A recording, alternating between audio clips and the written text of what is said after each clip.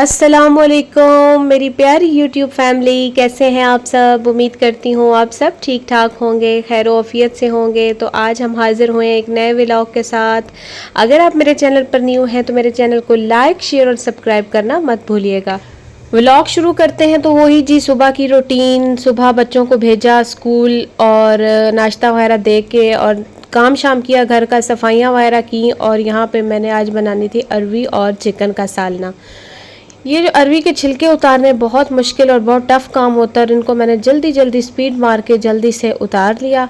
और चिकन को मैंने बाहर निकाल दिया, क्योंकि चिकन हम ना ढेर सारा ले आते हैं, बोनलेस, बोन वाला, और छोटे छोटे पीसेस मैक्रोनी या स्पैगेटी के लिए ना वो अलहदा करके मैं रख देती हूँ।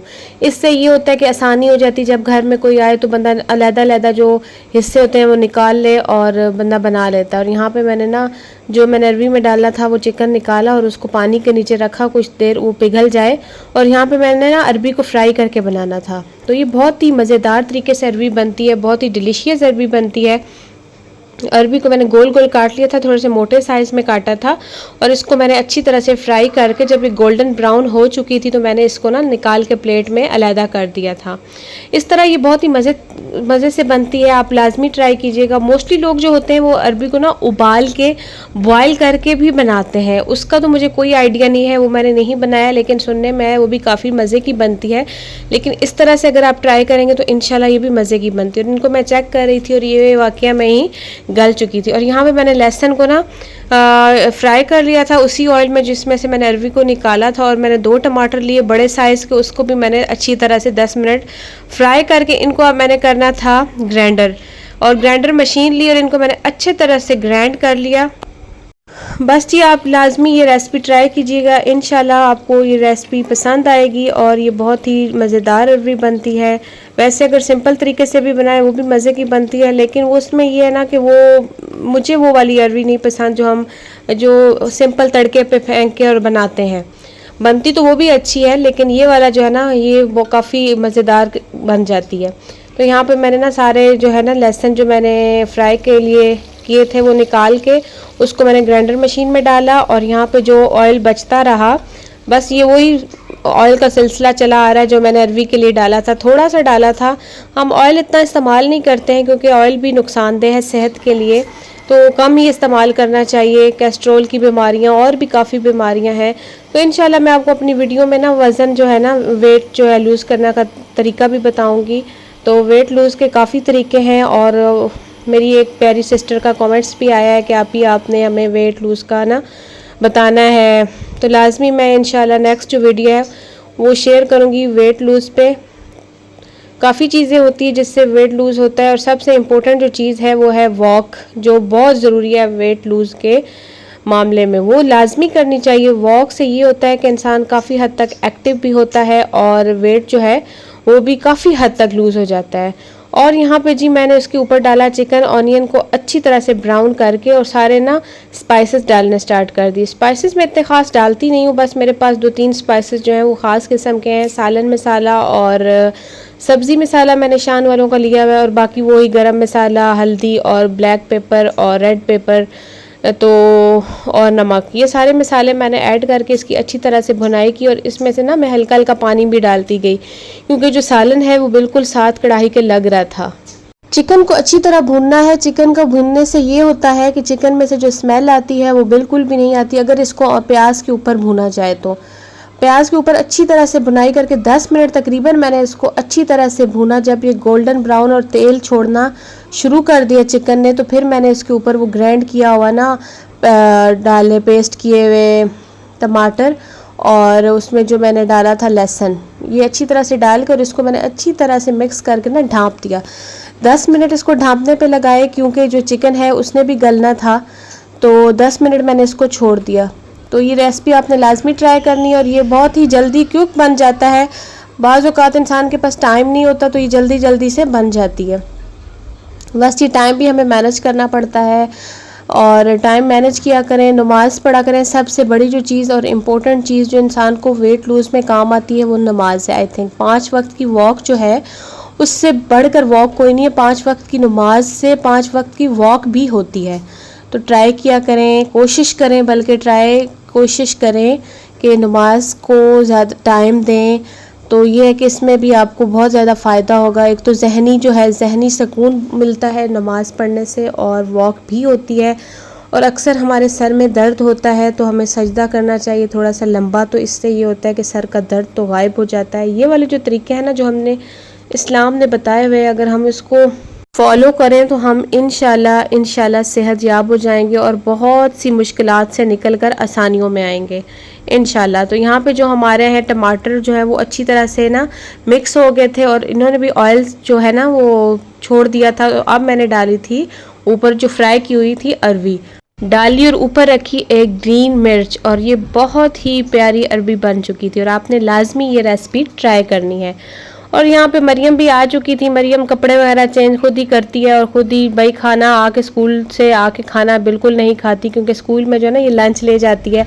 आज ये नूडल्स लेके गई थी तो वहाँ पे इसने नूडल्स वगैरह खाए। स्कूल में आज 14 अगस्त की पार्टी थी, तो वही 14 अगस्त वाले कपड़े आज स्कूल में पहन के गई थी, क्योंकि 14 अगस्त वाले दिन छुट्टी थी और भी 2-3 छुट्टियाँ इधर कैपिटल में हो गई थी।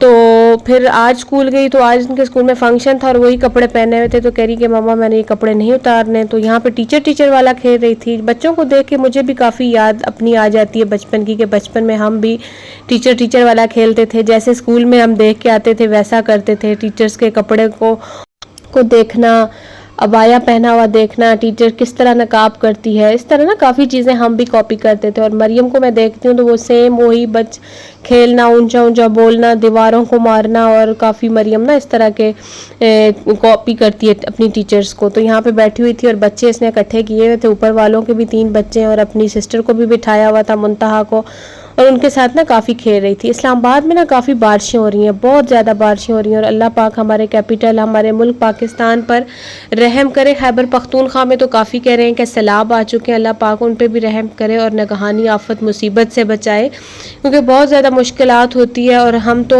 खौफजदा हो गए। अल्लाह पाक बस आसानियाँ करे। अल्लाह पाक मरना तो है लेकिन अल्लाह पाक खैर वफ़ियत हम पे लाए और आसानियाँ फरमाए, इस तरह की नागहानी अमवात से बचाए। तो बस जी घर का काम वगैरह करके मेरी अम्मी आई हुई थी, मैंने उनको बुलाया था कि आ जाएं। आज मैंने मरियम का यूनिफॉर्म लेना है स्कूल का, छुट्टियों के बाद ही लेना था। तकरीबन इसका 4 अगस्त को स्कूल ओपन हो चुका था, तो उस वक्त का मैं डिले कर दिया था, आज लूँगी कल लूँगी, बस जाना ही नहीं हो रहा था। बच्चे हैं छोटे छोटे, मिनहा है वो, बस उसको छोड़ के नहीं जाया जा सकता था। तो सिस्टर छोटी को बोला कि आप घर बैठो और हम जा रहे हैं बाज़ार। तो आज मैंने अपनी अम्मी को बोला मौसम भी अच्छा है, क्योंकि वैसे आम दिनों में ना काफ़ी जो है ना धूप होती है तो नहीं जाया जाता। तो यहाँ पे मैंने अम्मी को बोला आज ना मरियम का हमने लेना है यूनिफॉर्म, तो आप आ जाएं। अम्मी आ गई थी, तो अम्मी ने भी अपनी कोई चीज़ें शॉपिंग वगैरह करनी थी। तो बस जी हमने यहाँ पे आ गए बाज़ार हमारे घर के पास ही है, तकरीबन 10 मिनट, मैंने आपको बताया हुआ 10 मिनट का ही रास्ता है। तो यहाँ से हम पैदल ही आते हैं, तो पैदल आने में मज़ा आता है, बातें वगैरह करते आना और पैदल ही। तो यहाँ पे हम स्कूल वाले यूनिफॉर्म वाली शॉप पे पहुँच आए। ये स्कूल यूनिफॉर्म की स्पेशल शॉप है, एक ही यहाँ पे सिर्फ यूनिफॉर्म मिलते हैं, हर किस्म के लंच बॉक्स और बोतल वगैरह और बैग्स वगैरह और शूज़, यूनिफॉर्म, ये सारी चीज़ें मिलती हैं। तो मैंने यहाँ पे मरियम के स्कूल का नाम लिया, तो उन्होंने यूनिफॉर्म निकाल के दिया और मरियम का वहाँ यहाँ पे नाप वगैरह लिया, तो पूरा था और रिजनेबल भी मिल गया। और एक यूनिफॉर्म मरियम का ले लिया था हमने। बस बाकी मरियम फ़िलहाल तो सैंडल्स पहन के जाती है, क्योंकि मरियम शूज़ नहीं पहन सकती, गर्मी है। तो मरियम गर्मी में ना इतना ज़्यादा सेंसिटिव सी है, तो इसका नाक में से ब्लड आने लग जाता है अगर ये शूज़ वगैरह पहने, सॉक्स वगैरह पहने। वैसे तो इसके स्कूल में बिल्कुल भी अलाउ नहीं है ओपन शूज़ पहनना, लेकिन हम मरियम को ओपन शूज़ में ही भेजते हैं, हमने बात की हुई है स्कूल में। तो मैंने कहा मरियम जब थोड़ी थोड़ी हल्की हल्की जैसे ही सर्दी पड़ने लगी तो आपको फिर नए शूज़ लेके दूँगी इंशाल्लाह, क्योंकि जो पुराने शूज़ हैं वो तो बिल्कुल ही मरियम को छोटे हो गए हैं, इनका पाँव बच्चों का बहुत जल्दी बढ़। बस मरियम को बोला जब फिर नेक्स्ट आएंगे तो आपको इंशाल्लाह मैं शूज़ लाजमी लेके दूंगी। यहाँ पे कॉस्मेटिक की शॉप पे आई, तो यहाँ पे मैंने कोई चीज़ें लेनी थी, तो ये एक फार्मूला क्रीम भाई बता रहे थे, वैसे हमने तो ये यूज़ की हुई है लेकिन काफ़ी अच्छी हैं। तो आप में से अगर किसी को भी चाहिए, फार्मूला क्रीम जो है ये मेडिकेटेड क्रीम है, बहुत ही अच्छी है, मैंने खुद ट्राई की है। तो ये स्किन केयर के लिए बहुत ज़बरदस्त है इनकी ना। तो ये तो मैं इसको रेकमेंड करूँगी कि ये बहुत अच्छी चीज़ है, इसको इस्तेमाल करें। अगर किसी को भी चाहिए तो आप मुझे मैसेज कर सकते हैं, मैं उनको प्राइस भी बता दूँगी, बहुत रीज़नेबल प्राइस में मिल जाती है। और इसका लगाने का प्रोसेस ये है कि ये रोज़ रात को लगा के सोना पड़ता है और बस सुबह उठ के वही रूटीन, मुँह हाथ धो के, तो बस यही कि रात को सोने से पहले लगानी पड़ती है।